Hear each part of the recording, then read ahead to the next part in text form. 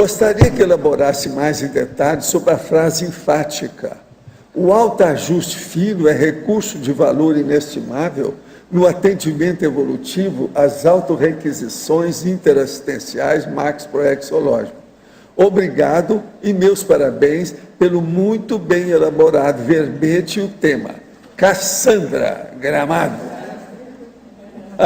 Ei, Cá, olha, vamos ver essa frase enfática. Isso aí não tem muita saída, porque esses autoajustes finos, eles muitas vezes não ocorrem porque você escolheu fazer.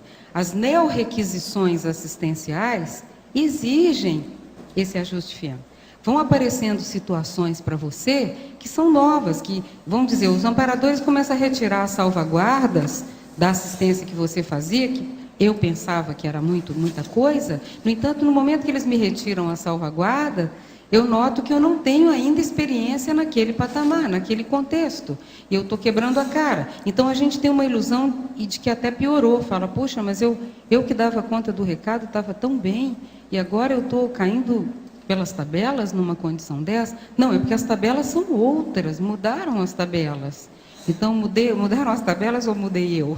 Como diz a poesia. Você tem que mudar e correr atrás do ajuste fino, porque aquilo que você sabia, ou eu sabia, que eu afirmava, que eu tinha certeza, que eu fazia com certos pés nas costas, eu não faço mais. Então, eu vejo que o ajuste fino exige uma boa dose de rabo entre as pernas, de modéstia, de se colocar no devido lugar, de abaixar a cabeça, não no sentido de se desqualificar, mas no sentido de dizer, eu não sei mesmo, eu vou aprender agora. Isso para mim é novo e eu não tenho experiência nesse nível. Então, vamos supor, eles liberam lá, levanta as grades, solta as feras.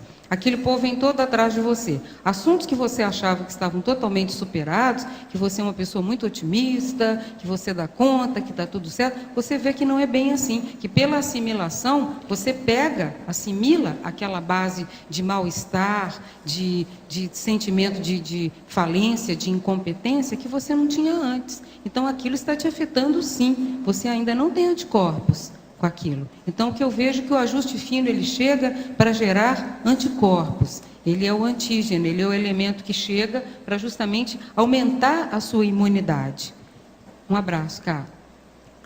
No verbete do dicionário holocogniciologia, poderia comentar para a percepciologia, no item argumentação, venho tendo adendos para psíquicos que comprovam que fui, sim, um filósofo conhecido do século XVIII. Tal retrocognição tem me ajudado muito na recuperação de cons magnos nessa dimensão, onde a voz alienante do povão pode gerar perturbação consciencial, desgastante para quem tem para percepções recorrentes e ainda não reencontrou a conscienciologia intrafisicamente. Sim, agora o problema todo é o seguinte, a neocognição, você tem que pensar isso com muito critério e examinar a personalidade transata, a retrovida, sabe, personalidade consecutiva e retrocognição da pessoa. Você tem que amadurecer muito sobre isso e estudar demais a condição. Olha bem o processo de temperamento, como é que é. Examinar bem isso. Eu só vou te contar uma coisa. Tem um senhor que uma vez resolveu que ele também era uma personalidade conhecida do século XIX. E ele intestou com aquilo, começou a estudar. O que aconteceu? Um mês depois, ele foi possuído pelo cara. O cara que ele achava que era, veio e começou a assediá-lo. Ele ficou possesso, teve um surto, um negócio sério. Foi aí que eu entrei para acalmar os dois.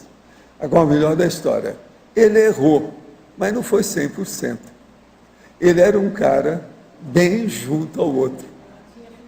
Tinha afinidade. Por isso que as coisas davam certo. E outra coisa, eles eram da mesma profissão. Isso também ajudou muito.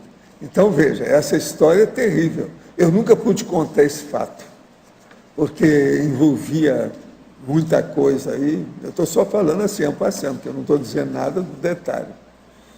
Mas a coisa é séria. Então, o nosso amigo aqui ele tem que pensar nisso. Olha bem aonde você está entrando. Uma outra coisa, quando a pessoa tem retrocognição tranquila, ela não tem assédio. Olha bem isso. Ela vai ter amparador que vai ajudá-la. Não tem assédio. Professora Malo, aqui no ar, você falou anteriormente que faz o que precisa, não o que quer. Você poderia dizer como você consegue distinguir com clareza entre esses dois, o que precisa ser feito e o que você quer fazer? Às vezes eu desejei certas coisas, almejei certas situações, contextos, metas, objetivos, até positivos, não tinha nada demais. Mas a condição em que aquilo surgiu me mostrou que o que eu estava precisando não era chegar naquela meta, era a experiência para chegar naquela meta de modo cosmoético, que eu desconhecia. Então eu vi que os amparadores mandam o que precisa.